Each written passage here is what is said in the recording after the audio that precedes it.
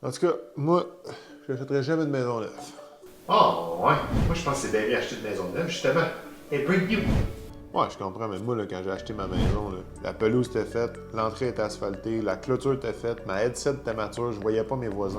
T'as pas tout ça là, quand t'achètes une maison neuve. Là. Je comprends ce que tu dis, mon beau José Lito, là, mais dans ma maison neuve, là, pas besoin de rénovation, tout est à mon goût, pis ça pour les prochaines années. Le fameux débat, neuf ou usagé? Pour aider vos arguments, on peut regarder qu'est-ce que ça va venir changer au niveau de votre financement. Donc, qu'on soit neuf ou usagé, si on venait remettre la mise de fonds minimum, il n'y a pas de différence. On parle de 5 pour le premier 500 000, puis 10 pour la portion supérieure jusqu'à 1 500 000. Maintenant, au niveau de l'amortissement, si on reste toujours avec une mise de fonds minimum d'un dossier en assuré, si on achète une maison usagée et qu'on n'est pas premier acheteur, l'amortissement maximal est de 25 ans. Si on achète une maison neuve, qu'on soit premier acheteur ou pas, on est admissible à venir mettre notre prêt sur 30 ans. Ça pourrait faire une petite différence.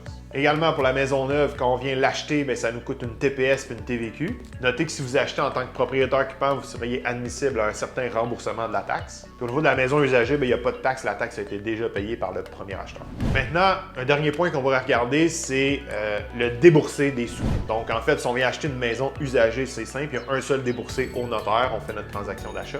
Quand on vient faire une construction neuve, notre entrepreneur pourrait soit prendre le déboursé à la fin et être payé en totalité, mais il y a certains entrepreneurs qui vont nous demander d'avoir des déboursés progressifs, d'avoir des montants au fur et à mesure que la construction avance. Ça, petit bémol, il faut juste faire attention au choix du prêteur qu'on utilise parce que ce n'est pas tous les prêteurs qui vont permettre les déboursés progressifs dans une construction neuve.